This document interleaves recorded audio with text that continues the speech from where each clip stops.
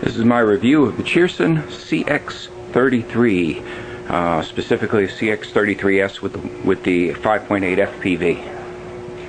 First off, here's your copter. First thing I'll tell you is that the battery compartment sucks. The battery will barely fit in there. You got to kind of squeeze the balance port down in here, then you get the battery in, and the power connector is a little flaky, but specifically on the power connector was I had no choice but to change the connector end on it, because the connector end that came on it, the wires would pull out. You can see squeezing this thing together here. There you go. It's kind of sort of in. Like I said, it's not really good. They need a little more space in there. Alright, then you got to make sure it's turning on, which it is. But the power connector that came with it, the pins were coming out of it, and they tried to short out on me. Nearly shorted out my lithium battery, and anybody who knows lithium batteries knows that that's a nightmare. If you short out a lithium battery, you can catch fire. Not a safe situation. Hopefully they fix that connector, use a better quality connector on it. What I did was I removed the connector that was on it and put another one on it. It's called a Walkera connector in case you need one. Now the replacement batteries may have a better connection. Second thing is the charger. This charger absolutely sucks. But any 2S LiPo charger will charge up that battery, so I'd recommend upgrading to a better quality charger. This one here takes about 3 hours to recharge battery from dead. That's not good. It comes with the prop guards. Extra props, A and B. Comes with the transmitter. And this particular model has the 5.8 FPV, so it comes with this screen. It seems to work okay close in. It doesn't work real well. Doesn't work real well far out. It tends to be glitchy. And there's really no way to modify it. As you can see, there's no external antenna on it. So I'm not seeing any good way to modify this. It may be possible. I haven't taken it apart to find out. Camera is pretty good. It's a 2 megapixel, which is acceptable, and it's got this little itty bitty antenna here. It's actually removable, so you can take it out and you can dangle it under the copter and improve the range. You know, they should have done something a little different here, but that's okay. I would say that because it has the little piece of coax coming out, you could put an antenna up here. You could put a better antenna on this thing and put it up here, and that'd probably work better. You know, or even have one down here in the feet. Now the feet themselves are a little too low. The props have about that much clearance. The bottoms of the props have about that much clearance from the ground. Not great, but haven't any trouble with it. But I know if I take this out into any grass, it's going to be an issue with the props hitting the grass when you land. It comes with 6 prop guards. And me, I can fly pretty well, so I don't use them at all. But I don't think you need 6 of them. I think only you really need 3. But that's okay. You know, put 3 on, put 6 on, doesn't matter. Okay, first off, bind procedure takes forever, but once you get it bound, it's fine. This is the screen. Can't really see it too well here, but the screen works mediocre okay. Doesn't have a sunscreen though. I don't like that. The sunshade it needs. And to start the copter up, all you do is hit the up arrow button. It's right here.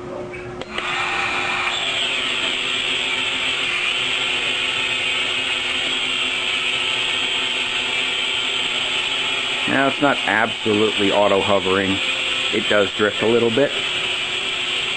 It's not bad. .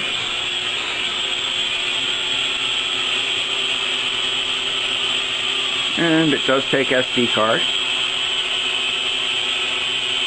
And it's pretty darn easy to fly.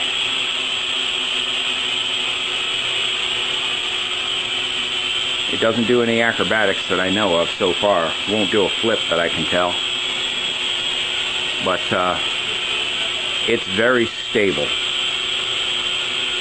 Again, you can see the screen.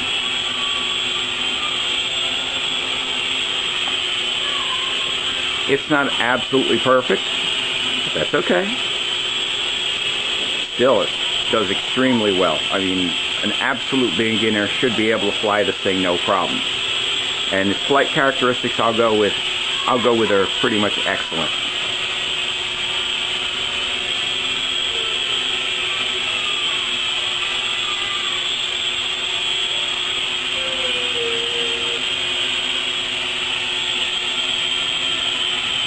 And don't think it has headless mode, but not important. Now, in order to land it, you just hit the down arrow, and it's gonna come to the ground.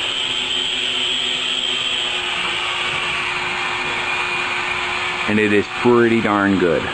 Then it quits. That's how you can take it off that way and land it that way. You can land it manually too, and that works really well. So you know, no worries on that. Also, too, the sticks is centered, which is really strange, you know. So this isn't really a throttle control. This is a altitude control, as opposed to a throttle control. So that's what the deal is with that. You can see the video does tend to be a little glitchy, but it's not bad. Anyway, not bad for the price. Extremely good for the price, I would say. A few modifications here and there, you have yourself what would otherwise cost you $500 or $600 in a better craft. Not bad. I'm going to take it off again.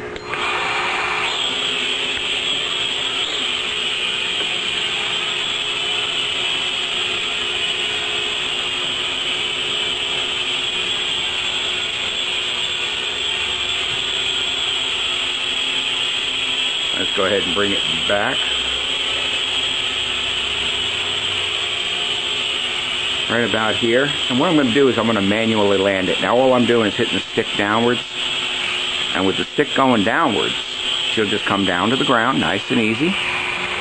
When you push the stick all the way down, it'll shut off the motors. I'm seeing a couple of issues that may be troubling grass. I would recommend taking it off and landing it on paved surfaces or something that's not grass. You have to be perfectly level. Take it off. Trim controls are effectively non-effective, so don't even horse with them. I think that you got some camera controls and stuff on what would have been the trims, but it doesn't need trims. If you got this thing on level ground and everything, trims are not necessary. Okay. I've run a full battery out of the copter, and here we go. Runs it to 14%. Runs it down to 14%. The thing likes to land itself when it gets low, so that's what you can do with it. Unfortunately, you can't put a bigger battery in it. I haven't been able to find one that'll fit the compartment and and have a higher milliamp hour capacity. So about all you can do is maybe a 460 Nanotech will fit it, but I'll find that out soon enough. Alright, here's the Cheerson with the blade guards on it, and of course it takes the 6 of them. It's pretty good. It kind of keeps the props from hitting. I'm thinking that might help a little bit with grass landings, but probably not a lot. I did find out this little antenna, if you do pull it off of here, does a little bit better than if you don't have it on there, or if you have it up in the thing here, which is where it snaps in. Other than that, should be pretty good. I'm charging a battery right now, so I have a little issue with the battery compartment, but a lot of other people did too. Not too bad. And later I'm going to fly it outside, see how it does in the wind. I'm thinking because it's really light, it's not going to do too well in the wind. It's a little over 140 grams, so guess what? Does not require FAA registration. So if you got anything that's under 250 grams, FAA doesn't consider it a problem. So if you stay under that, then you can still get full features. So it's no problem. Oh, a nice little side note, with the blade guards on, it still fits back in the box.